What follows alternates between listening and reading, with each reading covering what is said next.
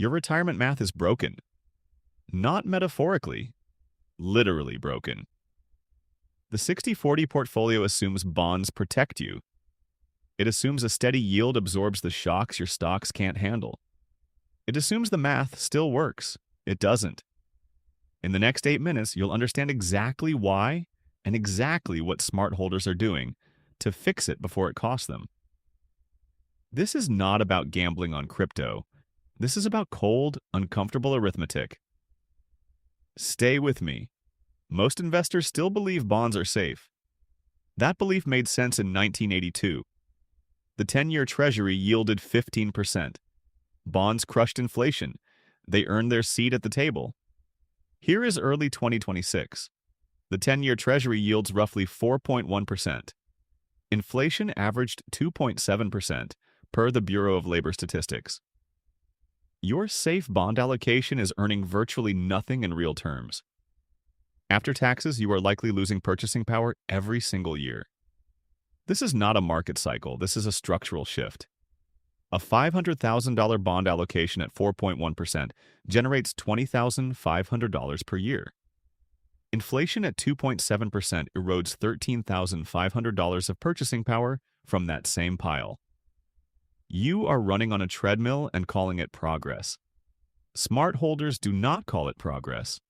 As of early 2026, the annualized real return on 10-year treasuries over the last 5 years sits at negative 2.3% per Federal Reserve economic data. That is not safety. That is slow erosion with paperwork. Pause and picture your portfolio in 2032 if that drift continues for 6 more years. That picture should make you uncomfortable. Good. Discomfort is information. Here is the argument most financial media refuses to make clearly. Bitcoin is not a speculation. It is a supply-constrained asset with a mathematically enforced scarcity schedule. There will never be more than 21 million Bitcoin. That is not a promise. It is code. It has run without a single successful alteration since January 2009. As of early 2026, roughly 20 million Bitcoin have been mined. Fewer than 1 million will ever exist. The April 2024 halving cut new daily supply in half, from 900 coins to 450 coins per day. Every day, only 450 new Bitcoin enter circulation. Every day, institutional buyers and sovereign funds compete for that supply. Bitcoin's stock-to-flow ratio now sits at approximately 120 post-halving. Gold sits around 60. Bitcoin is mathematically twice as scarce as gold by this measure. That is not hype. That is a ratio. Ratios do not have feelings. When you hold a 5% to 10% Bitcoin allocation inside a retirement portfolio, you are not adding risk the way your advisor fears. You are adding a non-correlated, supply-constrained asset with a scarcity profile unlike anything else in public markets. The question is not whether Bitcoin belongs in your portfolio. The question is whether you can afford to keep ignoring its math while your bonds quietly erode. Here's the specific move smart holders are making. Instead of 60% equities and 40% bonds, consider this: 60% equities, 33% bonds, and 7% Bitcoin. That 7% comes from your bond allocation, not your equities. Why does that distinction matter? Bonds are promises from governments actively expanding their money supply. Bitcoin is a protocol that cannot expand its supply at all. You are not adding speculation. You are replacing one monetary exposure with another, and choosing the one whose supply is fixed by math, not policy. Now, here is the warning most investors miss. A 7% allocation in a $700,000 portfolio is $49,000. Bitcoin's annualized volatility has averaged roughly 60% to 70% over the last 4 years, per Coinmetrics data through early 2026. In a bad year, that $49,000 could drop to $20,000. You must hold through that without selling. This is the line between a gambler and a strategist. A gambler sizes positions based on excitement. A strategist sizes based on what they can hold with conviction through the worst scenario. 5% to 10% is where the math works and the psychology stays manageable. Under 5%, the impact is negligible. Over 10%, drawdowns can emotionally destabilize a retiree into selling at exactly the wrong moment. As of early 2026, Bitcoin's realized capitalization sits at approximately $1.09 trillion per Glassnode.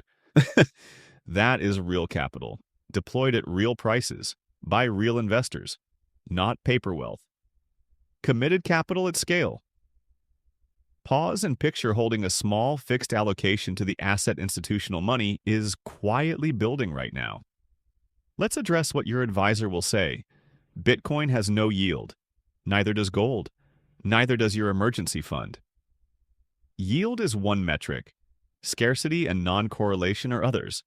A framework that only values yield will always undervalue scarcity. Regulation could destroy it. The SEC has approved 11-spot Bitcoin ETFs. BlackRock's IBIT crossed $50 billion in assets under management in record time, the fastest ETF accumulation in history. Regulation is not destroying Bitcoin. It is institutionalizing it. You already missed it.